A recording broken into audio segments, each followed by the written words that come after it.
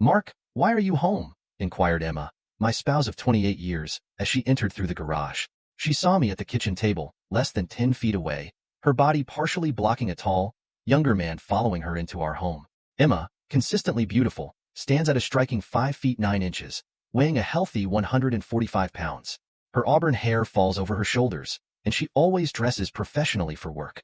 Today, in a white blouse with an extra button undone, she revealed enticing cleavage between her spectacular 38D chest. A black linen skirt highlighted her world-class legs, and 3-inch heels perfectly shaped her backside. Briefly contemplating Emma's seemingly foolish question, I responded that I live here. A quick flash of irritation, increasingly prevalent over the past weeks, surfaced as she inquired about my presence at home at 3:30 in the afternoon. I often jest with anyone who will listen that I've loved Emma since we first met. Meeting her as the administrative assistant for 4 top executives at her company, she escorted me to the senior suite for hours of meetings. Taking a chance, I asked her to dinner as she walked me back to the lobby, and the rest is history. By now, Emma's companion had maneuvered around her and stood at her side. Anticipating a smirk, I was surprised to see concern in his intelligent eyes. Clearly, things weren't going as planned. I couldn't help but question Emma about her early arrival home, an hour and a half earlier than expected. Emma and I have been inseparable since our first date. I dedicated all my energy to her and our family, establishing a successful insurance brokerage firm with the assistance of her employer. Emma achieved a bachelor's degree in 6 years, progressing from a support role to leading HR in the company's Hartford, Connecticut office. Having loved Emma unconditionally for nearly 3 decades, I faced the transformation she had undergone with determined calmness. Desiring to break her as effectively as she broke me, I gave Emma my signature crooked grin, prompting her response. "We came home early to talk with you," she said. I questioned Emma about the collective reference to "we," locking eyes with her. Taking advantage of the moment, her companion confidently stated that he was Brian Turner, the new attorney at Kellerman & Sons, closely collaborating with Emma for the past couple of months. Despite his extended hand, which I ignored, and while maintaining eye contact with Emma, I refrained from reacting violently, opting to growl and assert that I knew exactly who and what he was. For the first time, I noticed signs of concern in my wife, and she cringed when I mentioned Brian. "You once threatened severe consequences for anyone who called you Emmy. Why tolerate such disrespect in your own home from this individual?" I pointed in his direction. Emma, habitually worried and confused, is a meticulous planner. I was certain she and Brian had meticulously planned for every possible scenario for this conversation. In her perception, I was already a compliant, betrayed man. A quick glance at Brian brought a smile to my face. I was fairly certain his nerves were soon to be as tightly clenched as mine. A tumultuous situation was brewing, unlike anything Emma and her companion could envision. Taking 2 or 3 deep cleansing breaths, I endeavored to push aside the growing rage and disgust into a quiet corner of my heart. Internally, I resolved to proceed, thinking it was time to disrupt their plans once more. I suggested the idea of making 3 drinks and proposed discussing matters in the living room. Emma requested a glass of wine. When turning to Brian, he appeared wary. Responding to my offer, he mentioned Emma's information about my liking for bourbon and craft beer. Nodding, I confirmed as I rose from the kitchen table and headed to the family room's bar. Exiting the room, I heard immediate, urgent whispering as they moved through the kitchen to the living room. A few minutes later, I joined them. They sat together on the sofa. Handing Emma her favorite Merlot and Brian a tulip glass of amber ale, I settled into an armchair across from them. After raising my glass in salute, I took a sip of the fiery liquid. Returning the toast, Brian sipped his beer, studying the color and carbonation. He made a remark about the complexity of the amber ale, asking about its identity. I responded that it was Pabst Blue Ribbon. At the mention of the beer, Brian's eyes flared with anger, and Emma, appearing confused, mentioned my previous claim that Pabst Blue Ribbon was worse than donkey urine and considered the worst beer ever made. She was midway through her comment when she saw me laughing. She expressed her frustration, stating that I was being rude and condescending during what was supposed to be a calm conversation. I responded with a smile, questioning her accusation and suggesting that we needed to kickstart our conversation properly. I anticipated learning about having a polite, uplifting, and loving discussion from my wife. Emma cringed and avoided eye contact. As Brian began to discuss matters, I interrupted, directing my attention to him and pointing out his initial use of Mr. Harrington, before presumptuously switching to calling me Mark. I insisted on being addressed as Mr. Harrington. As his face began to redden, I concluded with a shrug and suggested the alternative of addressing me as Sir. Instead of allowing Brian to continue, I turned to Emma and asked with heat, inquiring about the topic she wanted to discuss. When Brian seemed prepared to respond, I interjected, informing him that I was addressing my wife and instructing him to sit there, drink his complex amber ale, and remain quiet. Emma, in a state of fury, expressed her discontent with my behavior that afternoon, insisting that it needed to stop. I nodded, giving the appearance of contemplating her request, and posed a question about whether my behavior was better or worse than hers over the last 5 or 6 weeks. Emma, partially confused and worried, asked for clarification. Brian seemed to hold his breath, perhaps thinking their carefully crafted plan had derailed.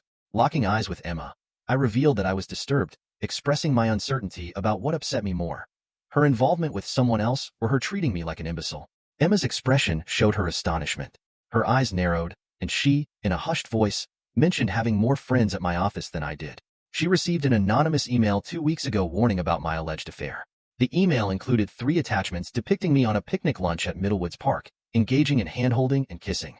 Apologizing for the way she found out, Emma was in the process of figuring out how to continue when I interjected, asking if she wanted a divorce. She responded negatively, moving to the edge of the couch, leaning forward, resting her elbows on her knees, and passionately expressing her love for me. Emma clarified that her involvement with Brian was a short-term fling, explaining that he was new to Connecticut and hadn't made many friends. She anticipated him finding a regular girlfriend once he was settled. Apologetic, she acknowledged that the situation didn't work for her, as she had signed up for a monogamous relationship with a loving husband. She concluded by stating that she was sorry, but a divorce would better align with her future plans. Emma pleaded with me to stop, expressing her disinterest in a divorce and suggesting that I probably felt the same. She characterized her involvement with Brian as a one-time fling, emphasizing that it was nothing more and that it stemmed from her attraction to him and a desire for extra excitement in her life.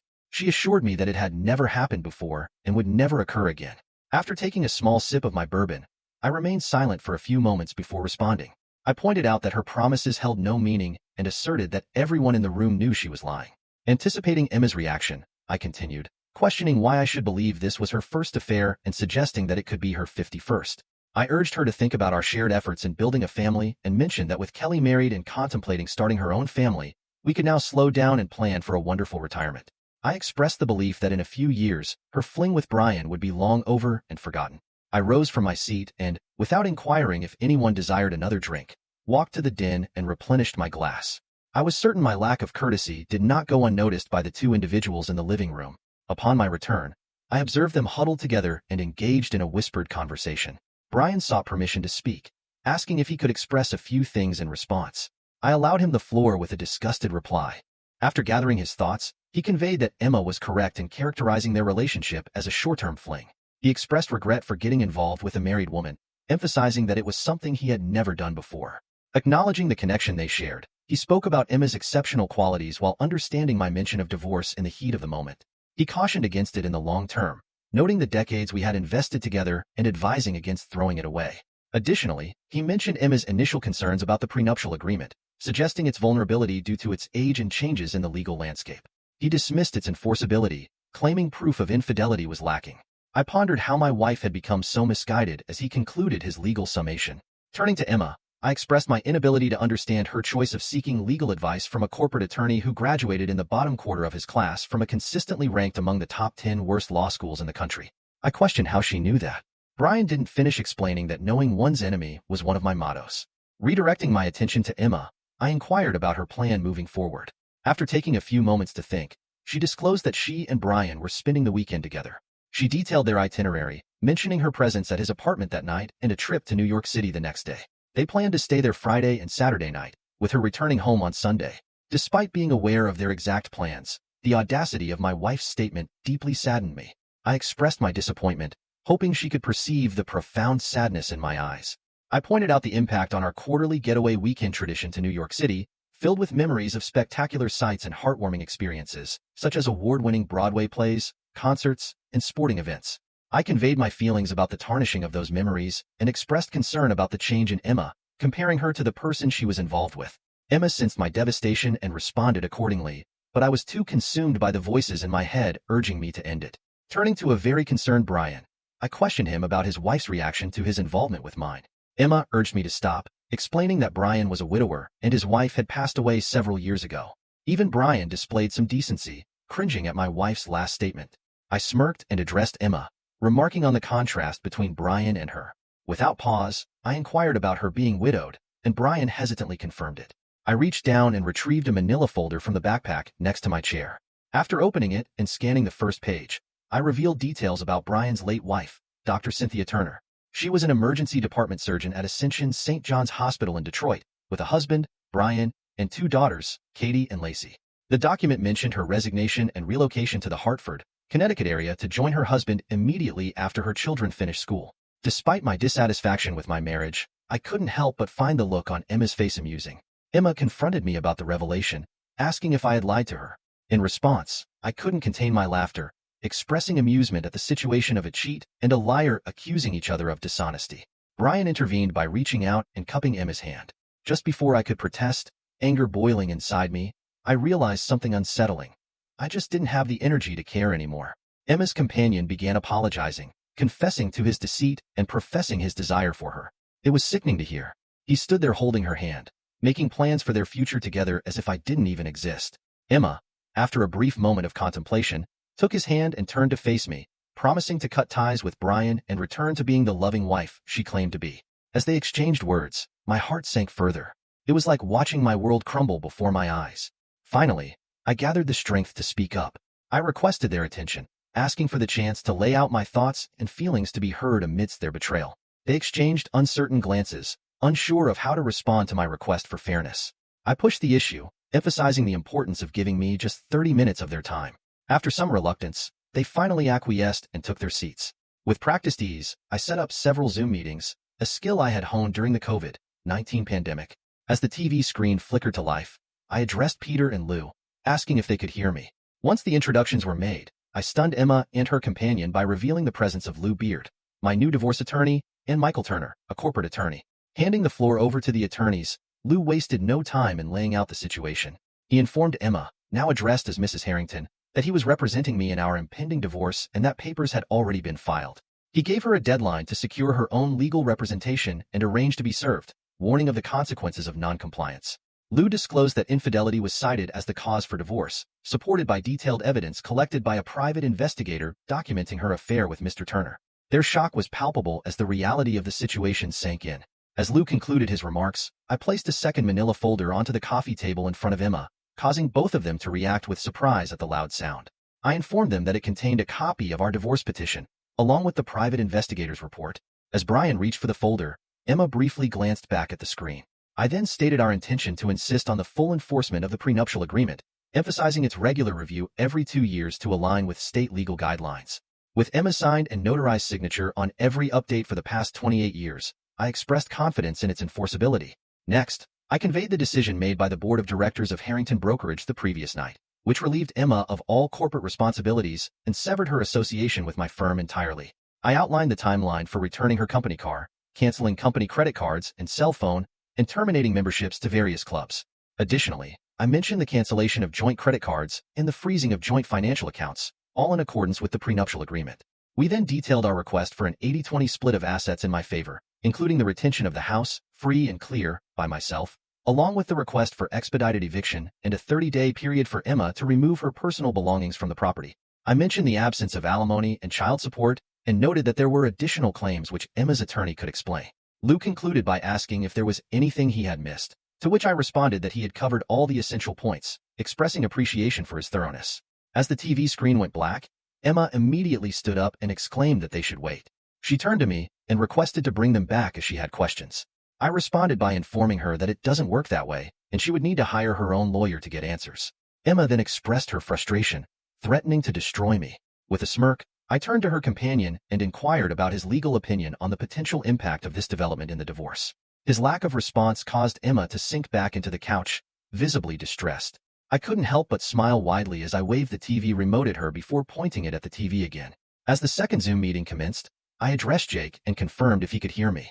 He responded, stating that he had a conference call to attend and needed to keep it brief. He proceeded to inform Brian of his termination, stating that his personal items were being removed from his office and would be left in the lobby with a 24-hour window for retrieval before disposal. Jake mentioned that there would be no recommendation provided to Emma.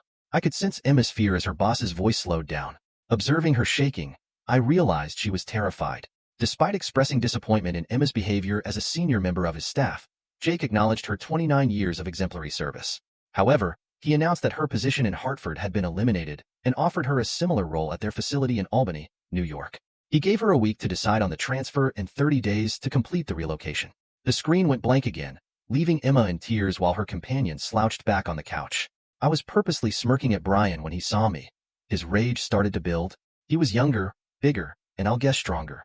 Unfortunately for him, he was as stupid as a bag of rocks. As Brian was ready to explode, I once again waved the remote, pointed it toward the TV, and pressed a button. The screen lit up, and I asked, "Dr. Turner, can you hear me?" Brian and Emma sat in stunned silence. They were white as ghosts, and their mouths were hanging open.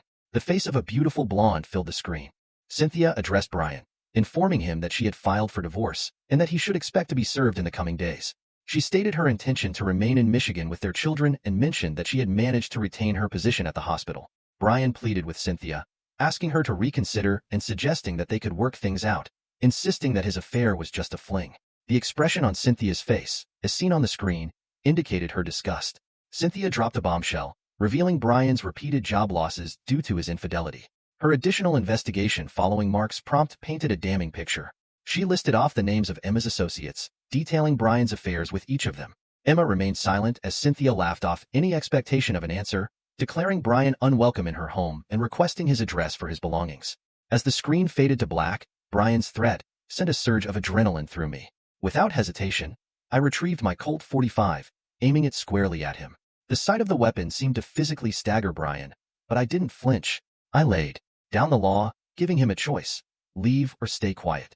His silence was the only acceptable response, and thankfully, he chose to comply. Turning back to the screen, I caught sight of Emma's tear-streaked face, her anguish evident.